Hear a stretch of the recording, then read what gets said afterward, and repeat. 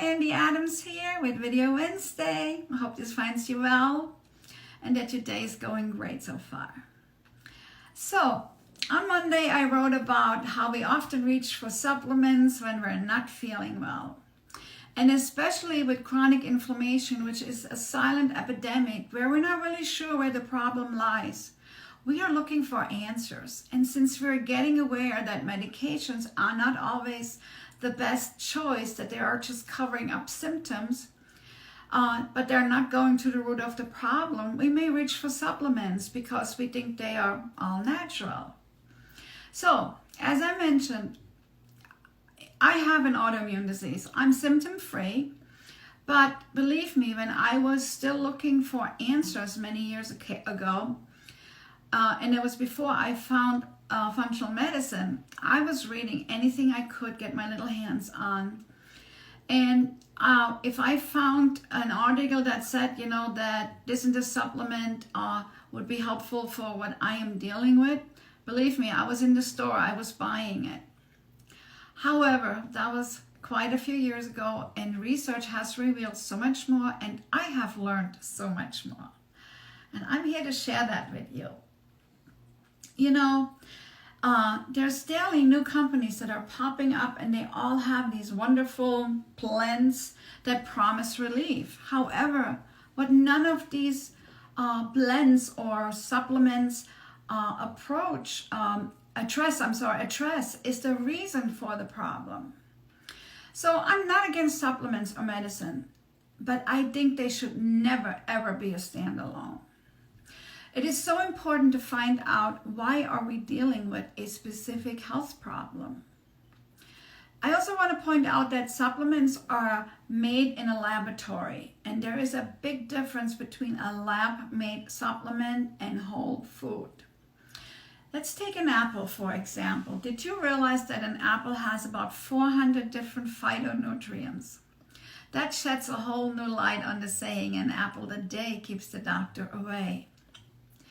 Or here's another example, vitamin C in whole foods. Vitamin C is found alongside various bioactive compounds such as flavonoids, which enhance the absorption. However, synthetic vitamin C, often labeled as ascorbic acid, lacks all of these beneficial cofactors. So as a result, the body is struggling to absorb and utilize the vitamin C effectively. And so it is with most supplements. They do not provide the same bioavailability as food does, and therefore they are not readily absorbed as the nutrients are from whole foods.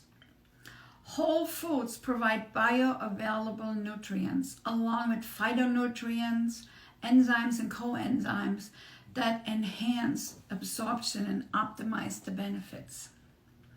Recently I just read in JAMA, which is the Journal for American Medical Association, an article I read that was published that revealed that omega-3 fatty acid may cause AFib as a side effect. And here we have been told all along that omega-3 supplements are good for our heart. However, I want to also point out that omega-3 from fatty wild-caught fish does not show these side effects. So, you want to add omega-3 to your diet, eat fish, once or twice a week. There is also omega-3 fatty acids in other foods, so it doesn't have to just be fish.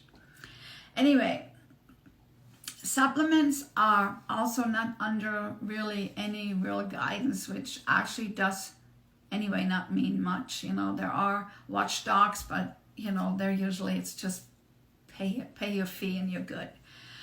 But so anybody can put a blend together, so be cautious.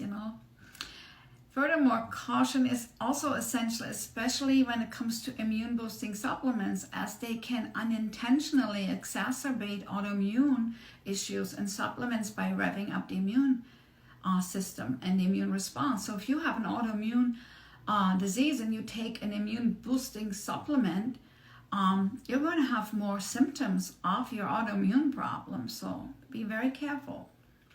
So Am I against all supplements? No, not necessarily. But if I would recommend a supplement, it would be not as a standalone, and it would be made from whole food, fermented or freeze-dried. But again, only as an add-on.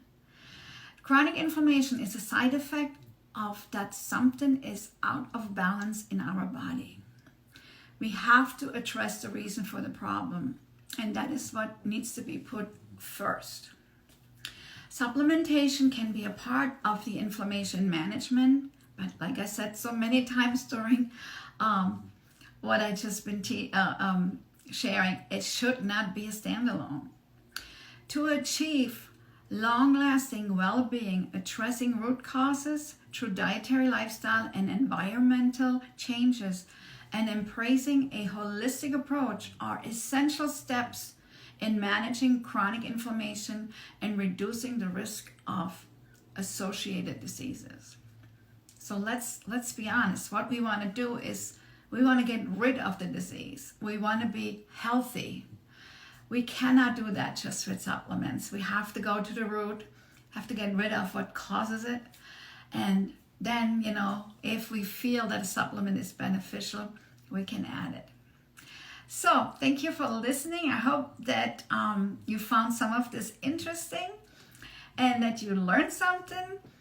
And have a great day and enjoy the rest of your week. And I see you next Wednesday. Bye-bye. Take care.